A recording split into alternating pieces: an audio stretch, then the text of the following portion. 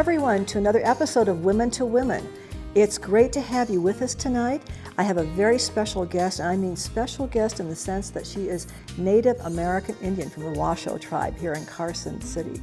So it's with pleasure that we're going to welcome her. But right now, let's say thank you so much to our sponsors, Carper Nevada LLC of Carson City, Nevada, importer of fine Portuguese olive oils, balsamic vinegar, and international teas, as well as Vila Bass Stelling Cafe, home of Pete's famous chorizo.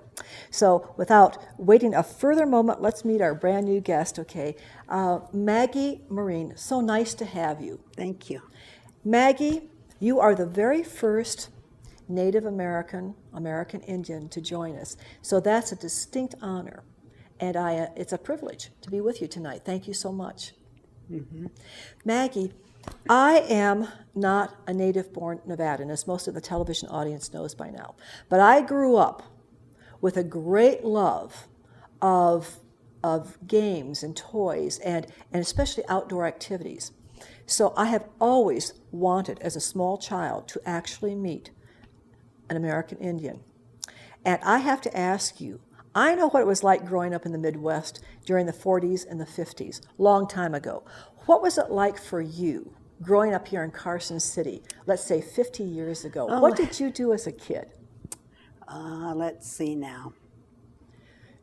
I know that you we lived down in Mills Park. All right. I was born and raised there in the Mills Park and went to school from there, and the train tracks ran up the back of our yard, and we always played cowboys and Indians with the train.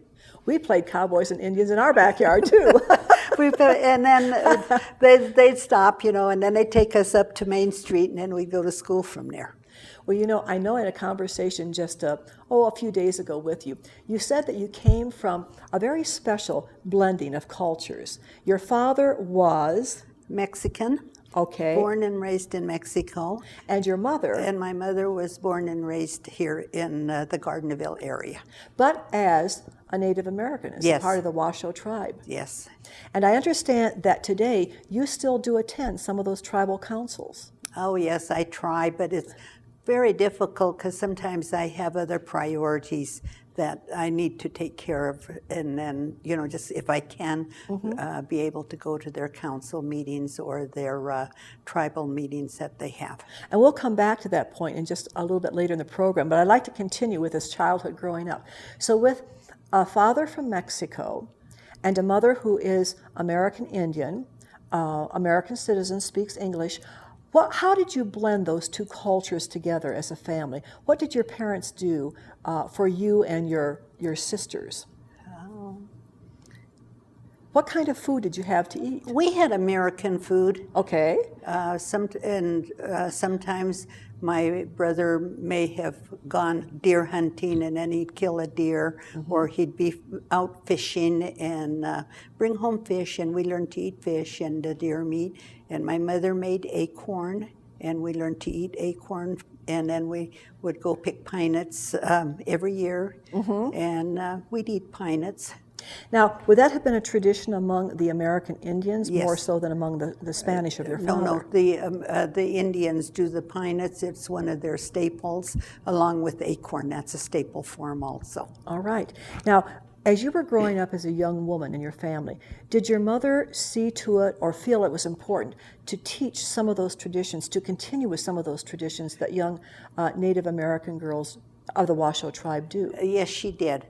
She taught us quite a bit and made us aware of different things, Indian ways and that. Can you help us understand what some of those ways were that you still hold very dear to your heart? Right. What were some of those traditions that she wanted you to be a part of?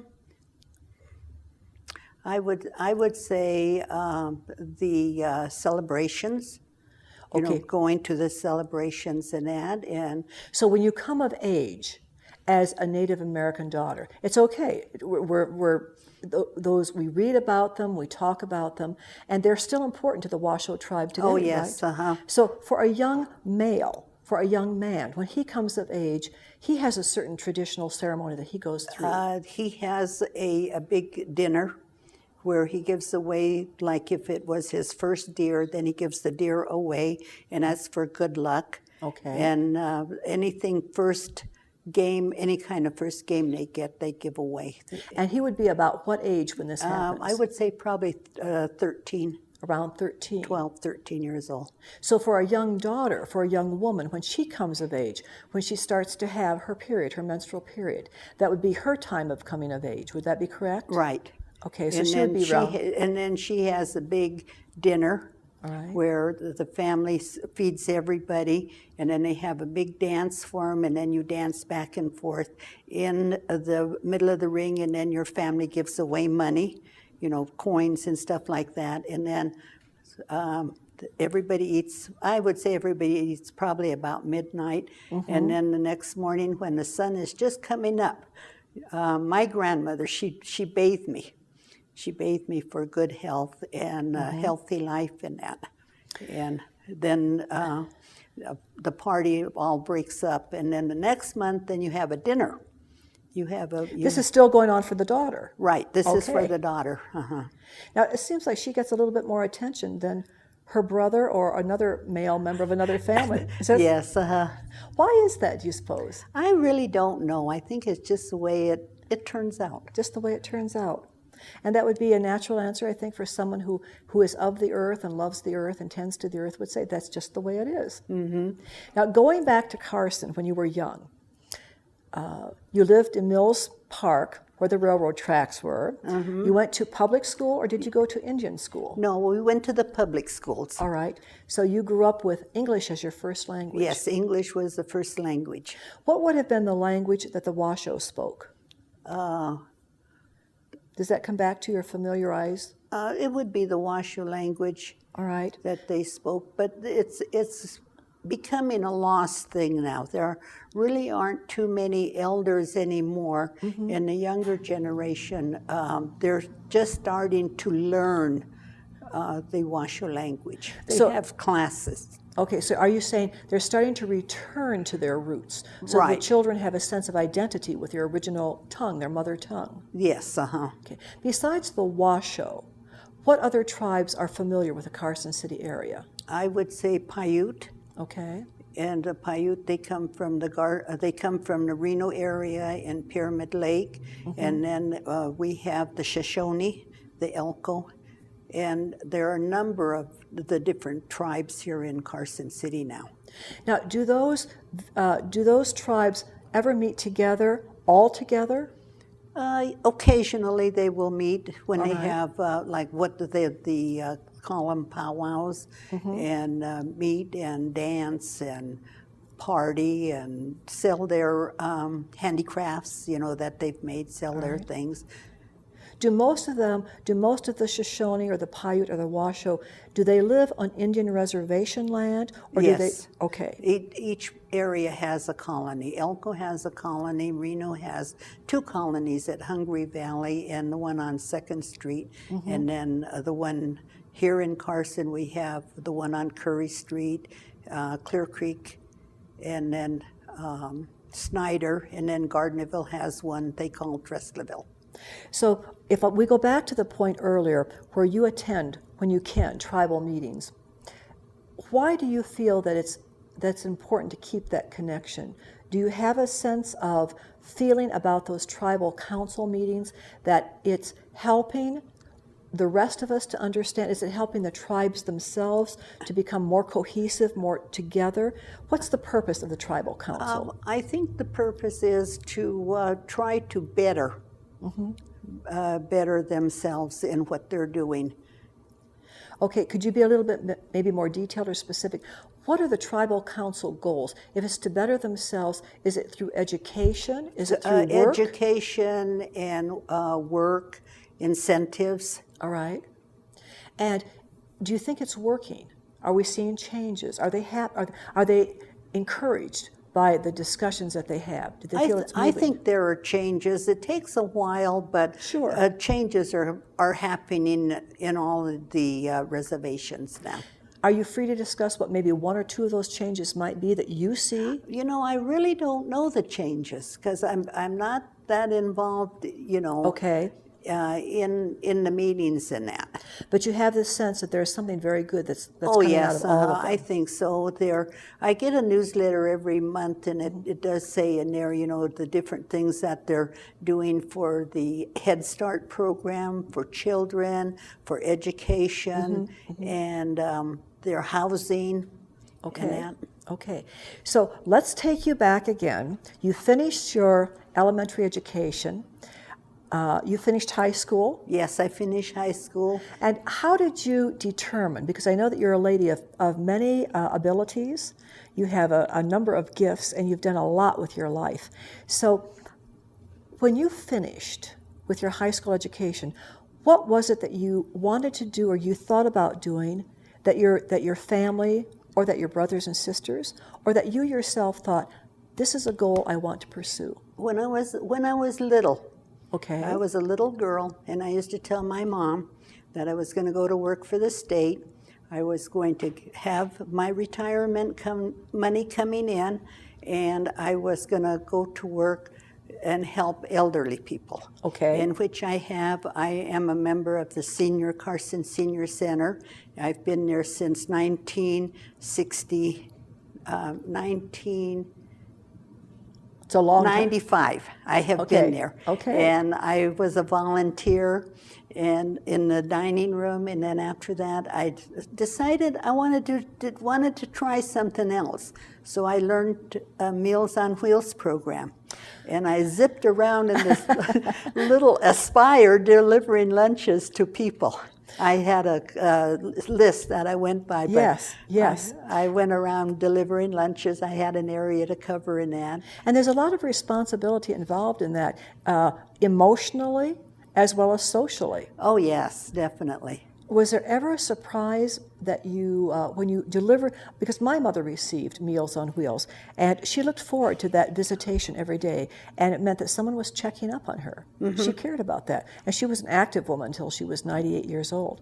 So did you ever come across a surprise, or did you ever know that you made a difference in someone's life with those Meals on Wheels? Oh, I think we made a difference just by visiting with them. Oh, yes. Just by seeing them, because many of the people didn't have anybody coming in at all. And then we would arrive with the lunch, and sometimes you had to say, oh, I have to leave now. My time is running out. They wanted you to stay a little bit longer than you were supposed to. And well, you're a good conversationalist. I can imagine that you were sought after by many of the senior citizens who depended upon that program. You said something just a moment ago that caught my attention.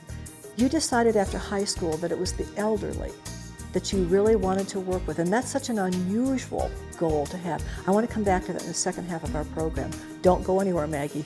We'll be right back.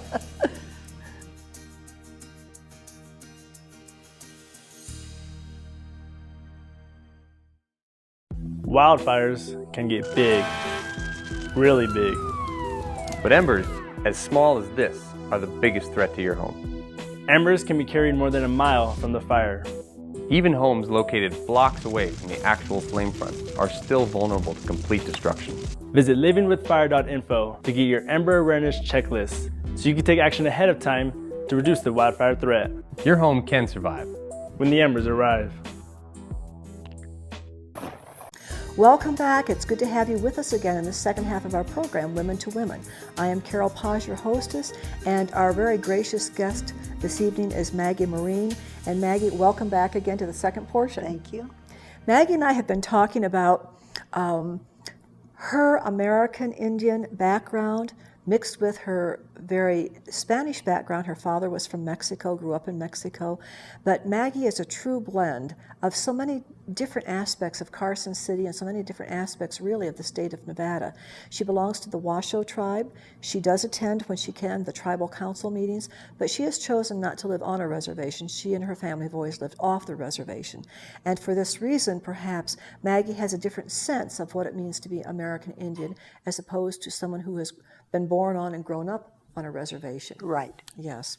So Maggie, because of your living here in Carson City off of the reservation, what do you suppose might be some of the differences between you and, for example, a woman of your age who was born on and raised on a reservation? What would be some of those differences maybe in how you think or how you move about? Do you think that because of your public school education, you had more of an opportunity there? I believe I have more of an opportunity being away from the reservation. Reservation people, more or less, they're confined. They don't go out as much and see the world. Okay. And you certainly have been out of the country, out of the United States. You have seen a part of that world. Yes. And we'll come back and we'll talk about that. But you also expressed that from the time of high school graduation, you wanted to work for the state of Nevada. So how was that accomplished? How did you do that? I took tests for the different agencies for the state. I took a test, and then I took a temporary position in June of 1961. Okay. And when that time was up, then I was offered a job by the Welfare Division. And I worked for the Welfare Division here in Carson from June of 61 to May of 69. I went to Reno as a brand new supervisor, not supervising anybody, 3 girls vying for the same job, and I had 18 clerical positions to worry about. And who got that position? Yes. I guess you did, Miss Maggie. I did. I had to master it. But then I kept on saying, it's too much work for me. You have to break it up. I cannot handle it. And they finally decided to break it up. But when I went over there, it was such a disarray. I had to set up my filing system because I was the secretary to the office manager. I had to set up my filing system. I had to make up my own controls, and then as I went along, if I found another way of doing something, then I'd change it. But I was always looking for ways to better myself. And to better the organization that you're working for, as a Right. matter of fact. So right there in those statements that you made, I see organizational skills you have. I see the ability to make decisions when you see that something needs to work, and to better the atmosphere that you're in for everybody, including yourself. So how long altogether were you with the Welfare Division? Now this is for the state of Nevada. Yes, this is the Welfare Office, State of Nevada. I was employed for 33 years. 33 years and 7 months. The computer came in one way and Maggie went the other way. How do you mean that, Maggie? Well, I always tried to get computer training. Yes. And I had a boss that always called me out of the training and then she'd say, oh, now you can go back. No, I'm not going to go back to the training because I've disrupted the class. The instructor has to go back and repeat everything just for me to come in and that. Then we get angry people. And so I said, if I ever take any kind of computer class, it's away from the office. Away from the office. Away Okay. from the office where nobody would bother me. I just have to ask you, Maggie, there have to be some very special moments in your memories and in your heart while working for the welfare system, because that is a very demanding and oftentimes painful set of circumstances that you're dealing with. You see so many different needs, so many different circumstances that deal with people's broken lives, hurting lives. What is a moment of joy that you remember during these years of working for the state and the welfare division? I know there was a very special young man that came into your life. Yes, but yes, there is. Can you share that with us? I adopted. I adopted my son through the welfare office in 1971. What brought you to that point of saying? When I worked in Carson here, I worked for the adoption and licensing unit. Okay. And I got interested in adoption then. And then I had a supervisor that told me, Maggie and I lived at home. I lived at home and was working. And she told me, Maggie, if you ever want to think about adoption and you ever want to go that route, you have to prove that you can do it on your own. So when I went to work in Reno, that's when I decided I was going to pursue it. All right, so Maggie, let me ask this question. You have to go it on your own. You have to be able to prove that you can handle this on your own. That meant what, Maggie? That you were married or unmarried? That I was a single person being able to make ends meet, Financially. budget, and keep a job, worry about childcare, you know. Yes. And like he was my own, had to worry about him. Absolutely. How old was this little boy when you got him? He was 5, 5. And his first name is what? James. James. Okay. And he has an Indian name, Madal. Say that again, please. Madal. He has the Madal. Indian name. When my mother always believes when your first Indian word will be your name. And when we went to pick pine nuts one year, he kept track of his grandma's Madal. So she said that will be his Indian name. And it is his Indian name. It is on his birth certificate as his middle name. Very special. Very special. And okay, now this is a new challenge in your life at that time. Not only are you managing a state department for the welfare system, but you're also A mother. a first-time mother, a parent. Okay, he must have given you some challenges. All children do. Oh, yes, he was a challenge. Okay, can you share with us one of the delights about being a parent that you had never anticipated having? He was just 5, so he was really in the developing process. He was learning, and he started school, went to school, and I was replaced by the teacher. He used to come home and he'd say, teacher says. I says, well, when you're home, mother says, you know. You know, you are so right, Maggie. When you have become, whether you are the birth mother, you are the adoptive mother, they are yours. And you just invest so heavily with your heart, with your whole day's activities. And when you put that little person on the bus or you drive them to school that very first day, you know, it's not ever going to quite be the same again. But when they come home to you, as you've shared, and they say, Mommy, do you know what my teacher said today? You have to listen because they want to tell you. But you also get another reminder that the world is expanding for them. And that centrifugal part of the family, you and he, are now going to grow and blossom and become more. It's going to become us and more us's out there. All right, but that's a good thing to realize that your child feels good about his classroom, feels safe with his new teacher or teachers as the years progress. So how old is James today? He's 46. He's 46. What did James become in terms of a profession or in terms of living? He likes his cooking, the cooking field. He does like cooking field. So you taught him well how to take care of himself in that respect. Oh, yes, What's the favorite meal that he fixes that you still enjoy? Oh, he loves chicken. Chicken cacciatore? No, the other one. Chicken parmesan? No. Chicken Chicken with the cream sauce. Alfredo. Yeah, chicken Alfredo. Oh, that's his yes. specialty. I like that too. Can I come over for supper one night? Okay, moving on.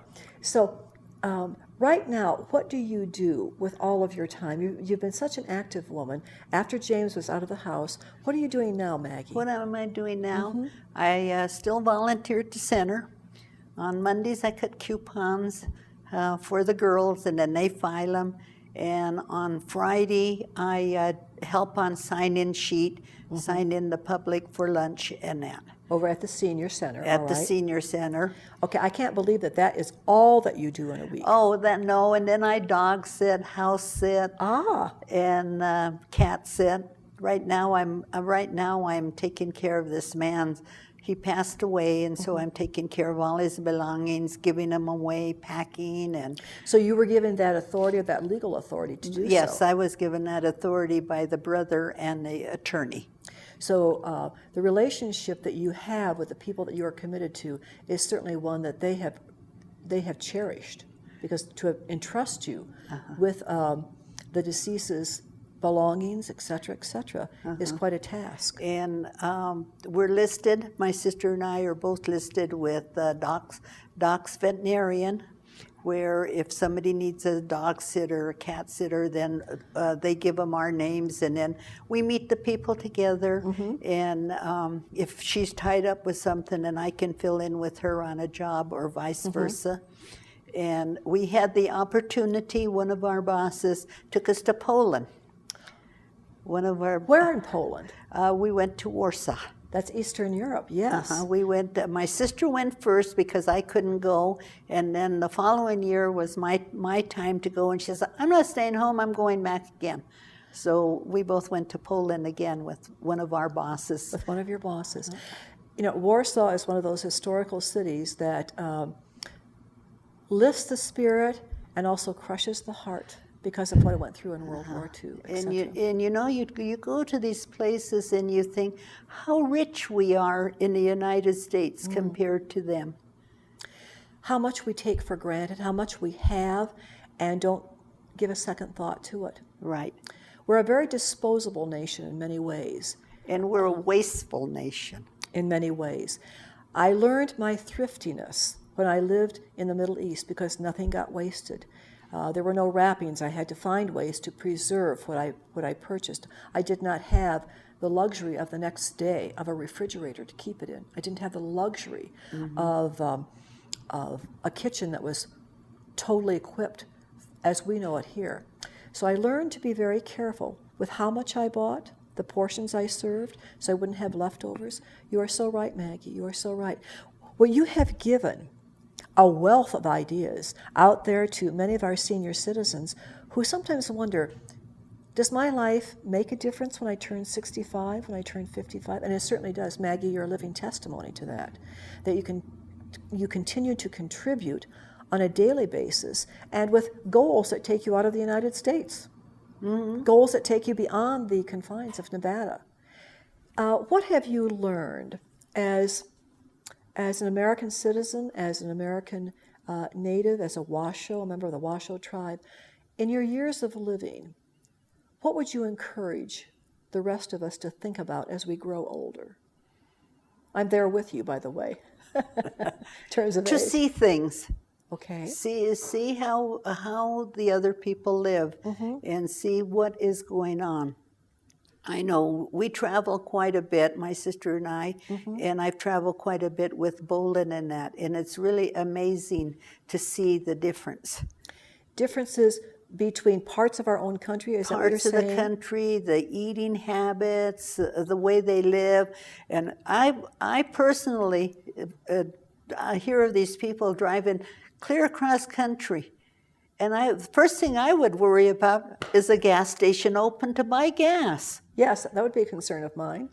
And it doesn't seem to bother them. I wonder why not.